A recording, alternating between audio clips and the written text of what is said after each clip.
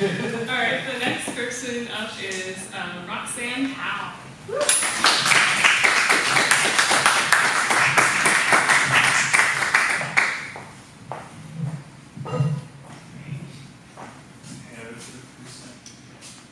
Mic gets out, I can project.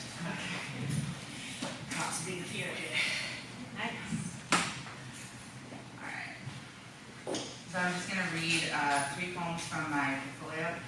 First one is called Frumpy Sister Queen, from the point of view of Ursula the Sea Witch. It is dark and dank and frigid in this neck of the woods, and by woods I mean ocean. Who had the bright idea to make a cave out in the middle of nowhere specific? But at least I do not have to deal with the neighbors and crazy teenage parties that are so frequent back at the palace. Colorful fins, kelp necklaces, and a full band hosted by a hermit crab who recycles his previous shells into instruments, to the enthusiasm of the crowd and my chagrin. The music vibrates through the very walls of the palace and makes breathing a chore, too many notes vying for dominance in my gills, the blood vessels struggling to filter oxygen, water, and the last shell shocker they picked for the top 40. You would think they do nothing but party while I stayed inside trying to make sense of the eel scratch that was the Treasury Charter. My first mistake was trying to speak to my brother on the dance floor.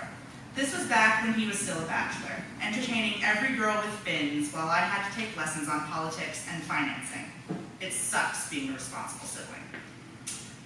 He refused to acknowledge my presence, leaving me to suffer under the patronizing gaze of his latest conquest: silky hair, slender fins, and the voice of a natural siren.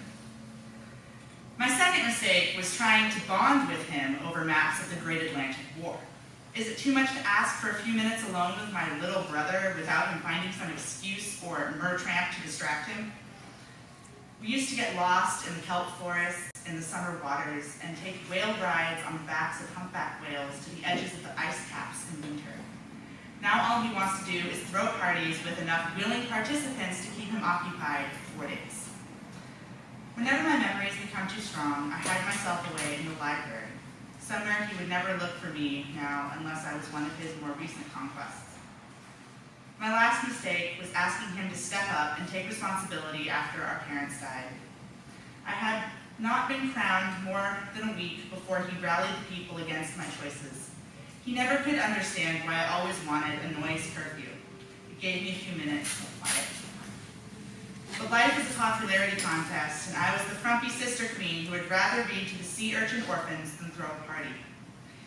He grew out of that mindset fairly early, ditching me in the process. He took my birthright and cast me out of the palace by my tentacles, refused to let me back in, banished to the outer reaches of the ocean. My best decision was stealing his partygoers into my cave. Now they sit and listen, unmoving, as I read them the histories of the ocean and how the urchin is doomed to repeat the mistakes of our leaders. Last I heard, he had married some girl and had 7 kids with the voices of natural silence.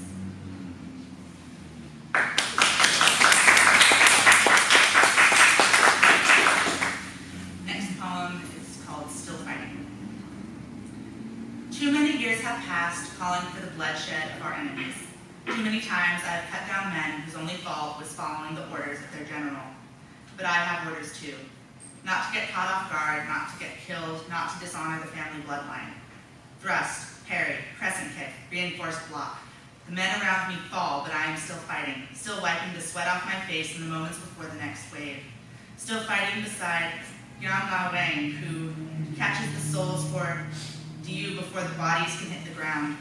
Still seeing my mother's face as I stand to take my father's place. When the blood freezes over, it will be time to go home.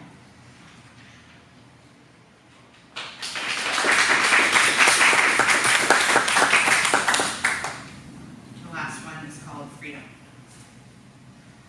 Hide the soft flame with the palm of a hand. Do not let them see the dirty hem of the smock that would differ royalty from street rat. Down to the gardens where the loyal tiger helps me reach the lowest branch of the tree. From the top of the wall, the gardens roll out into the light of the pale full moon, and the birds rustle in their cage by the fountain. The moon brushes across the tiles of the courtyard and winks in the fountain pool, highlighting the dust on my sleeves.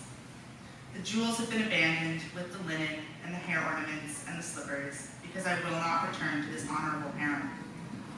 Slipping over the walls to the streets, the palace hides itself from the eyes of the unworthy.